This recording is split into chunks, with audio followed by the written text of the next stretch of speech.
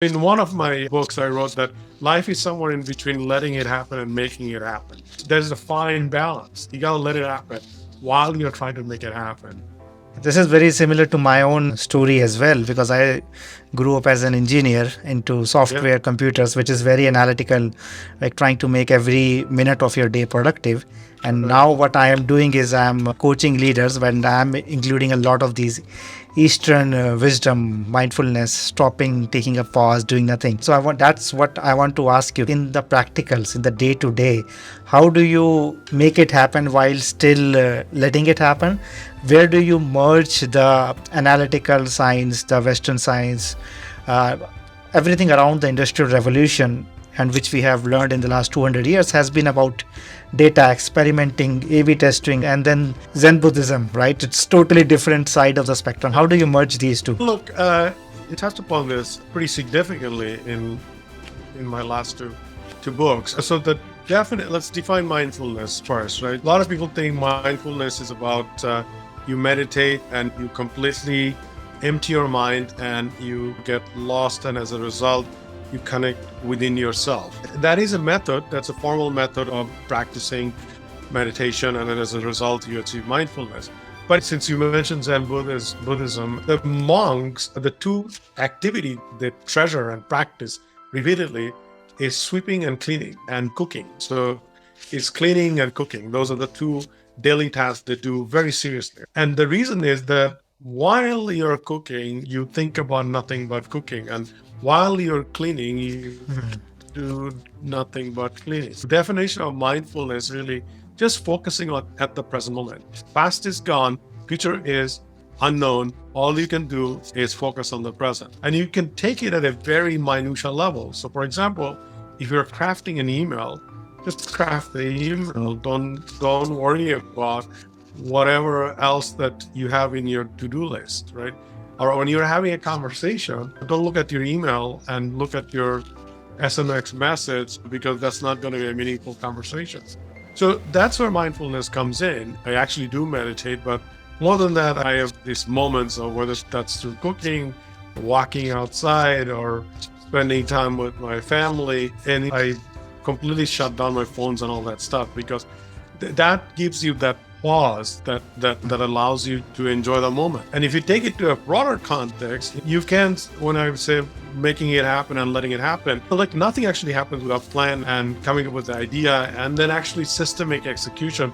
Since you're by training, I'm still an engineer and I do build products, so I can totally relate to this. There's a systemic execution of whatever plans you have, and there's a pragmatic execution of whatever you're trying to do. But there's an anxiousness that drives many of us. So why isn't hasn't happened? I have to make it happen by tomorrow. Time is passing by, and we go into this mode, and we make ourselves overly anxious, and as a result, things starts falling apart. So it's that stopping, take a break, and then observe what's going on, take your time, etc., etc. But it's every few minutes, every couple of hours, you need to stop yourself to think wherever the day is going. So that allows you to build up that patience level. But let's not get confused that you can make things happen without systemic execution. If you want to scale something, if you want to lead people, then you do have to put process in place and understand how things are going to actually get done. But this combination of mindfulness and being empathetical to other people's need and where they are, combining those two things, that's the hallmark of new leadership. It's not command and control. It's being able to connect with other people and then putting a system in place, but let it work in their own rhythm, right? Because everybody has their own rhythm. Also, the other thing, this is one of my other favorite saying, let's manage progress, not people. If you start managing people, so definition of managing people is, did they show up at work? They show up at work at 8 o'clock. When did they leave the office? Are they in the office those 6 hours?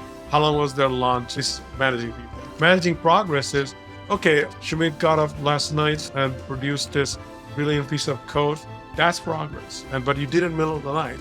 You don't have to do it like 11 o'clock in the morning. And meetings for meetings' sake, these are all style of leadership that goes absolutely nowhere. And we have absolutely entered into a creative, innovative phase of evolution where mundane work is being taken over by automation, and the real value comes from creativity and innovation. So we have to nurture that in every way. It's a long way to answer what you are asking me, but Yeah.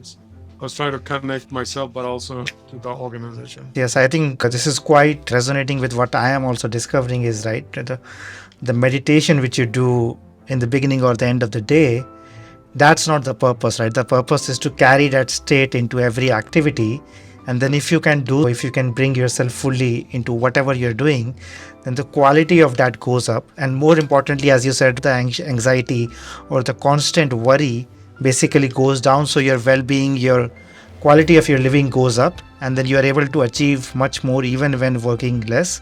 And this doesn't take away anything from systemic execution or putting in processes or using your intelligence. So this is complementary, both of them like adds, and as a human being it completes us rather than seeing it as something like totally weird. It's a missing aspect which now science is proving. I think there's a lot of wisdom which still science has yet to discover from the No, ancient absolutely. I traditions. mean, the neurological impact, and one doesn't work without the other, by the way. Meaning, the best leaders are very mindful and they're also very empathetic. But it's difficult to practice both, and you can't practice one versus another. You have to, and so the reason it is difficult to practice is because by very nature we are self-preserving beings. So we think about ourselves first, and then about other people. So if you want to practice empathy, then you have to consciously practice that. It's easy to get irritated with when somebody is telling something that you really don't want to hear, or it's easy to get irritated when somebody's not really following what you're asking. So it's that practice of mindfulness stops you from doing that, which essentially allows you to practice empathy. So there's that true connection. And then if you can't do that, then you cannot inspire and influence the people that you're trying to lead to do whatever that you want them to do and produce the progress you're trying to make. And I'll give my own case. I have never been more productive as I have been, let's say, last 4 or 5 years. And especially last 2 years, which is really interesting because I've been thoroughly occupied with my son's health and whatever is going on in the world. Plus, I've got pretty big clients. I'm managing the client, and I have development team, and I've got content team, and I've got all those. And in between, I pulled these 2 books, and I finished the manuscript of a next book, which comes out early next year. So that's quite a bit of work, and I found myself that I'm much, much more productive than I was in my early 20s and early 30s. And this is not an age issue, it's a maturity issue. So I've seen my output has gone up as I've tried to shift my mindset and try to balance. And so when I have meetings now, I hate meetings that more than 30 minutes, because after that, it becomes unproductive, right? So I have cut down a lot of those things, and as a result, I do take a lot of these small segments of timeouts throughout the day, and I found myself that does give me a lot more efficiency and productivity than I ever used to have. That's a wonderful practice, and I think it's also a paradox. Sometimes I ask people to slow down to speed up, and I think that's what you're referring. A lot of very productive or very successful people are able to get a lot more done, which, like from only a productivity point of view, you would normally burn yourself out. And then keeping those buckets of time and then really being present allows you to, first of all, see things clearly, right? To not waste time, as you said, in meetings, but also to say no, because say no is something which a lot of people struggle with. When you can see something so clearly, first of all, you can cut like a knife through butter, and then you can also say no to everything which doesn't matter.